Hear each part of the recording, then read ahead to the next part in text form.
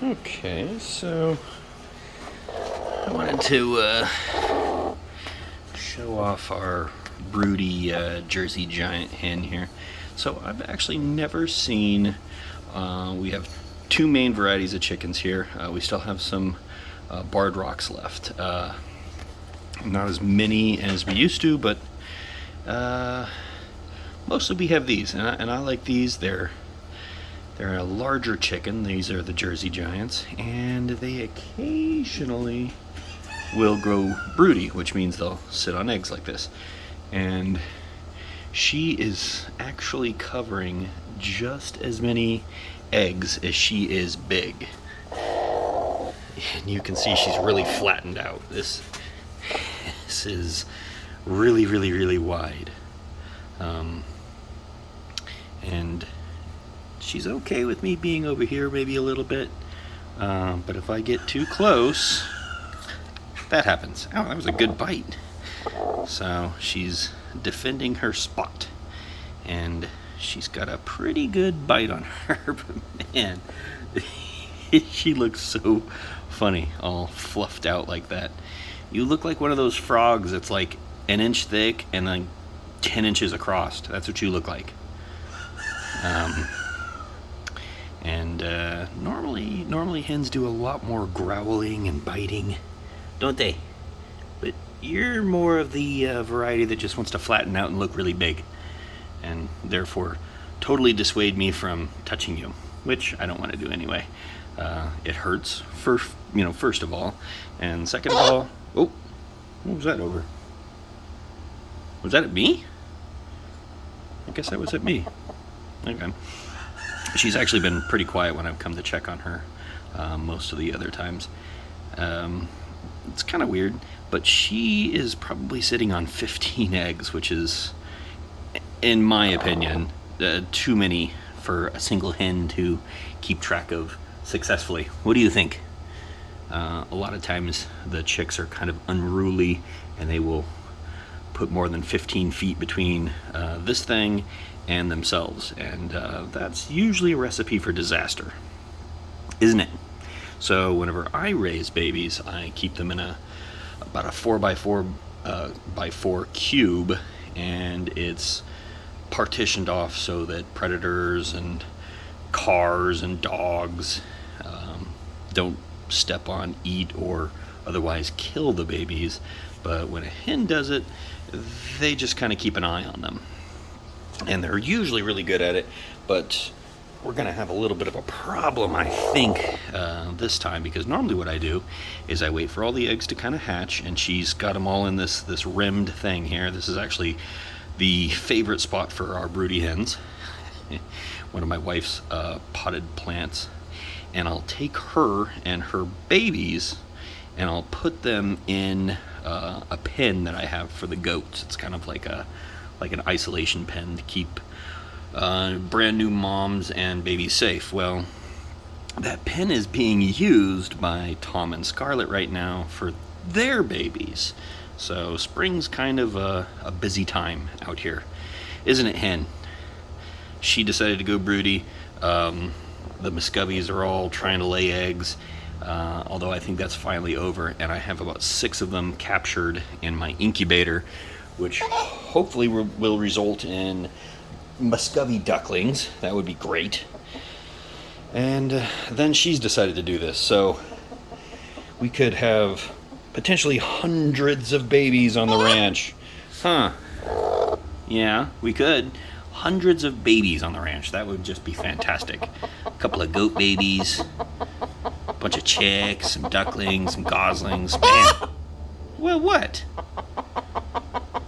See, this is actually not a normal sound for my hens to make while going broody. Normally it's screeches. This is usually the sound that they make after they've laid an egg.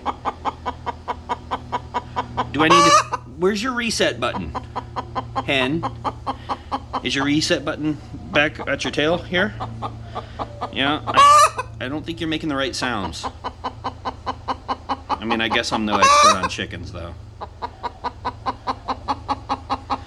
Maybe we'll leave her alone. This is a really weird thing for her to do, though.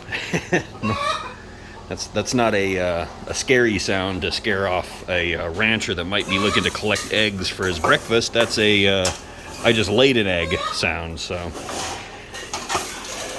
there we go. What do you think, Lieben? Say me and my mom are experts on eggs because we eat most of them. Let's go check on Tom, shall we? Oh, ran over a ball with a gate, and that was weird. All right, watch out. So the dogs all want to play. Let's see how Scarlett's doing. Uh-oh. Where is everybody? I don't see Tom. Oh, now I do. He's over there. Hey there, the ghost. That's the ghost and his brother, the darkness. All right, how are you doing there? Yeah, still got 6 eggs, plus the 3 chicken eggs. Hey, hey, hey, settle down, for goodness sakes. So, we're not really going in the pen unless I have to. I've been feeding them corn and checking their water level. Oh yeah, we're good on water. Yep, we're good on water, we're good on food, so we won't be going in there. I don't want to stress them out any more than I got to. But it is kind of neat to come over here and check out the nest. If you look, I mean, I got 3 chicken eggs in there, and that's to help her stay focused on sitting on this nest. But she's actually scraped very carefully a bunch of oak leaves together, and then she's got her own little feathers on that. Let's take a look. There we go. That still doesn't look as good through my camera lens here as it does on my with my plain old eyeballs. Yeah, can't really make it out as good. But yeah, as you can see though, you can at least see this. There are 6 goose eggs in there.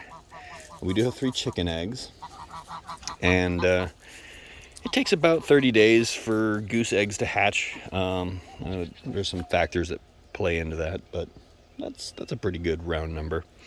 So we still have maybe 3 or 4 weeks left. And I'm hearing the sound of upset chicks. Let's see what's going on. Hey, goats. Do we have everybody? How come you guys aren't staying together as a herd anymore? You're missing 2 goats. No, 3. Yeah, where's Snickers, PCs, and who else are we missing? Oh, Pickle. Well, at least we're missing 3 and not 1. 3 is kind of okay. They could have wandered off, but 1 usually means that somebody got left somewhere or escaped. Yeah, well, I'll have to come back out here and see. All right. Here we see the Hobie I can't take out anymore because I don't have a tow pintle or a vehicle capable.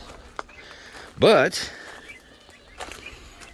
we do have our turkeys.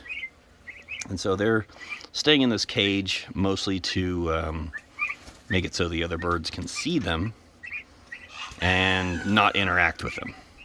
They'll do that for a little bit, and so everybody kind of knows each other, and then these guys will probably be free to roam. I was going to keep them in the pen that we were just looking at, but I don't think so. They're awfully big, and I mean, the pen's being used. So I think they'll get an opportunity to wander around the yard, just like all the other birds. And I think that'll go really, really good.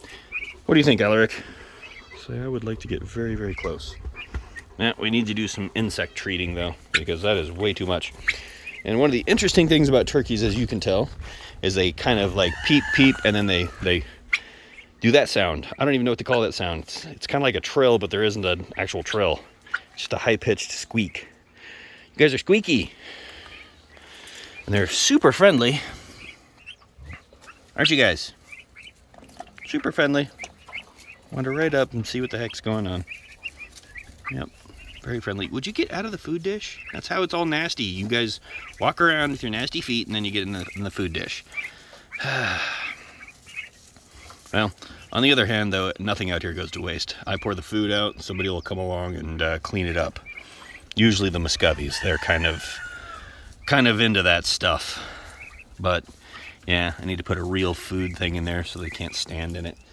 But honestly, they're not going to be in here that long. I don't like keeping birds in here any longer than I have to. The turkeys will be probably allowed to roam. I'll set them up an outdoor pen once I let them out of here. That way they can kind of see where everything is, and then they'll be released from that. And that'll prevent the chickens from ganging up on them super bad.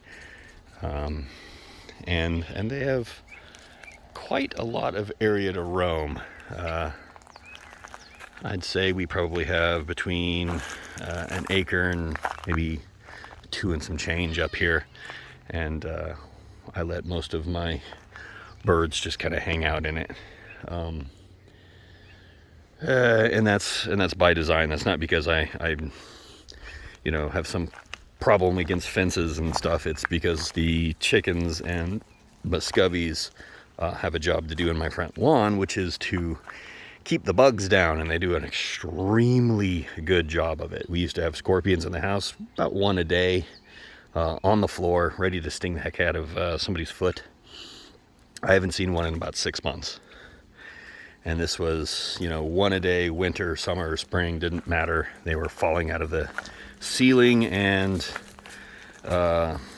landing on our floor all over the house. There was no area that was safe.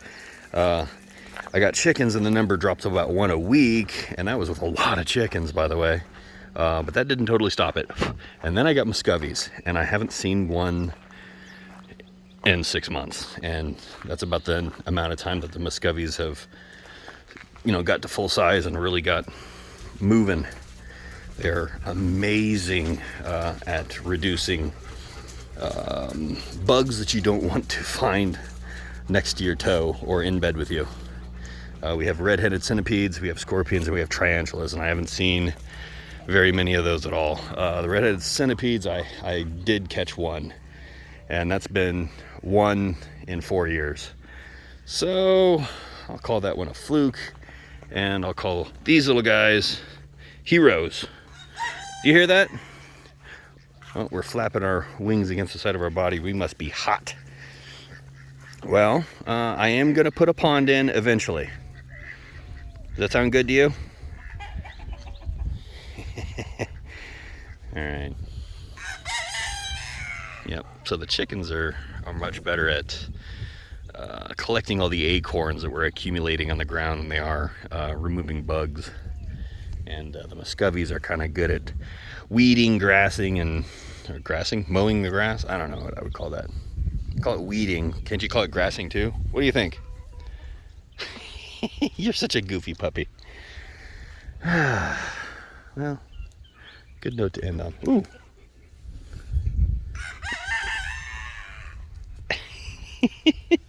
Lieben, you are such a funny puppy. Can we call you a fuppy? Yeah, funny puppy. Well, that's a good note to end on. What do you guys think? Quack.